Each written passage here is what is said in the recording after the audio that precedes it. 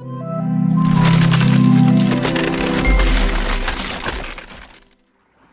Pythagoras theorem का question number 5 बहुत अच्छा है बच्चा, बहुत इंपॉर्टेंट है। ध्यान दीजिए क्या कह रहा है। मैं उम्मीद कर रहा हूँ क्वेश्चन बुक होगा कि in a right angle triangle ABC, तो एक राइट एंगल ट्रायंगल आप बना लीजिए। राइट एंगल ट्रायंगल, चलो मैं यहीं पर बना लेता हूँ इस तरीके से। एक राइट एंगल ट्रायंगल बना लीजिए, ये आपका हो जाएगा ABC। चलो ठीक है, ABC। फिर क्या कह रहा है आपसे कि it is given that the hypotenuse AC, hypotenuse AC मैं इसीलिए नहीं लिख रहा था, ये हो गया आपका B, यानी कि ये आपका 90 डिग्री हो गया AC। यानी हाइपोटेनस क्या हो गया सर, AC आपका 2.5 सेंटीमीटर, 2.5 सेंटीमीटर। पहले ही बता दिया कि हाइपोटेनस होगा, यानी एंगल B जो है आपका वो क्या है, तो ये आपका है राइट एंगल। फिर कह रहा है कि and the side AB is equals to 1.5 centimetre, side AB is equals to 1.5 centimetre दे दिया, तो जाहिर सी बात है क्या पूछेगा, BC पूछ रहा है। बहुत टफ क्वेश्चन पूछ दिया ना। देखो क्या करना है, तो यहाँ पर आप आंख बंद करेंगे, तुरंत क्या कर देंगे, using Pythagoras theorem, using Pythagoras theorem, और यहाँ लगाते ही क्या हो जाएगा, तो sir hypotenuse square is equals to perpendicular square plus base square. ठीक है बच्चा, हाइपोटेनस कितना है 2.5 स्क्वायर, परपेंडिकुलर कितना है तो 1.5 सेंटीमीटर, यानी 1.5 स्क्वायर प्लस बेस कितना है तो BC है, तो BC स्क्वायर। सॉल्व कर दो, 25 का स्क्वायर कितना होता है 625 होता है, यानी ये कितना हो गया 6.25 इज इक्वल्स टू 15 का स्क्वायर कितना होता है 225, यानी 2.25 प्लस कितना हो गया सर BC स्क्वायर हो गया।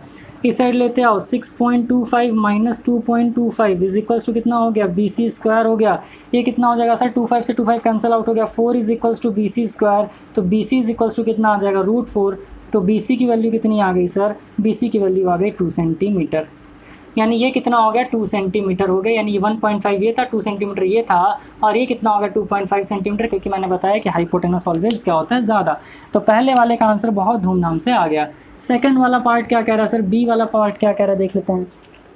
बी वाला पार्ट क्या कह रहा है यहाँ पर, तो बी वाले क्वेश्चन में भैया कह रहे हैं साफ साफ आपसे कि बी वाले क्वेश्चन में कह रहे हैं कि AD is drawn perpendicular to BC।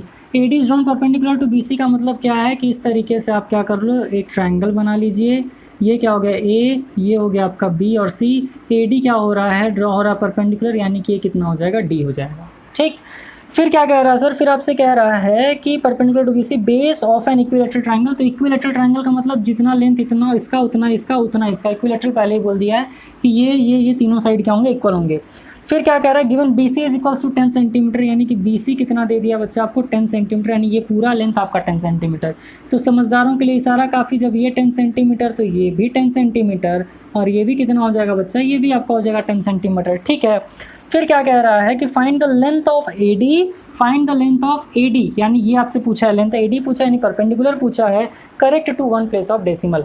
आइए देख लेते हैं, सॉल्व कर लेते हैं। तो बच्चा ये बताओ कि जब भी परपेंडिकुलर की बात होता है इक्विलैटरल ट्रायंगल में, इसका मतलब क्या होता है, ये वाला जो परपेंडिकुलर होता है, यानी कि जो आपको बाइसेक्ट कर रहा होता है, दो इक्वल पार्ट में डिवाइड करता है। तो आप यहाँ पर क्या लिखोगे, आप लिखोगे BC is equals to BD plus DC, BD plus DC। ये कितना दिया हुआ है आपको 10 सेंटीमीटर दिया हुआ है। तो जब 10 सेंटीमीटर देगा, इक्वल पार्ट में डिवाइड करेगा बच्चा, तो ये कितना हो जाएगा 5 + 5 हो जाएगा ना, आराम से हो जाएगा। यानी आप दूसरे शब्दों में इसको क्या लिख सकते हो, दूसरे वे में आप इसको क्या लिख सकते हो, आप डायरेक्ट लिख सकते हो BD is equals to BC/2, या BC is equals to 2BD।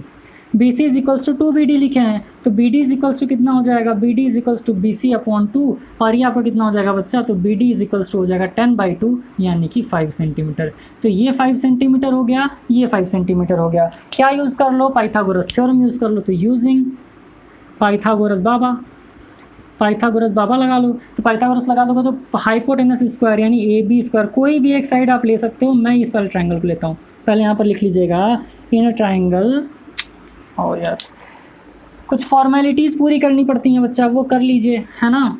तो लिख लो इन ट्रायंगल, किस ट्रायंगल की बात कर रहे हो, ABD, इन ट्रायंगल ABD। अब क्या यूज़ कर दो, तो यूजिंग पाइथागोरस थ्योरम, है ना, इस तरीके से करके हाइपोटेनस स्क्वायर। तो यहाँ पर लिख लीजिए hypotenuse square is equals to perpendicular square plus base square.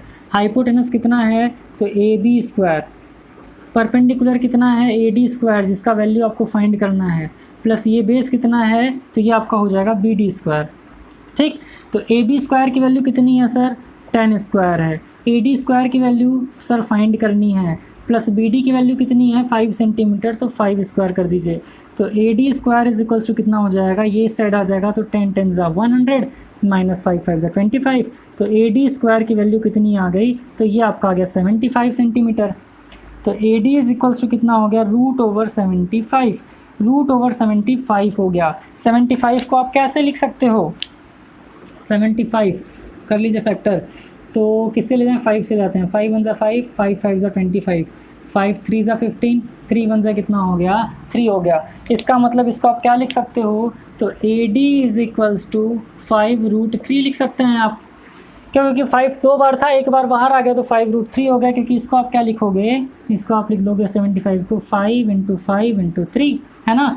तो क्या हो गया, 5√3 आ गया। अब 1 डेसिमल प्लेस पर दिया था, तो A D is equals to 8.7 centimetre, ये आपका आंसर हो जाएगा। √3 का जो वैल्यू होता है उसको रख करके 5 से मल्टीप्लाई करोगे तो 8.7 सेंटीमीटर आएगा। तो फिफ्थ का फर्स्ट पार्ट क्या था, इस तरीके से पहला हो गया, दूसरा पार्ट ये हो गया। और मैं उम्मीद कर रहा हूँ बच्चा आपको समझ में आया होगा। समझ में आ रहा हो तो लाइक ज़रूर करिएगा, अपने फ्रेंड्स के साथ ज़रूर शेयर करें। चलिए इसको इरेज करते हैं, बाकी क्वेश्चंस भी सॉल्व करके आपको बता देते हैं।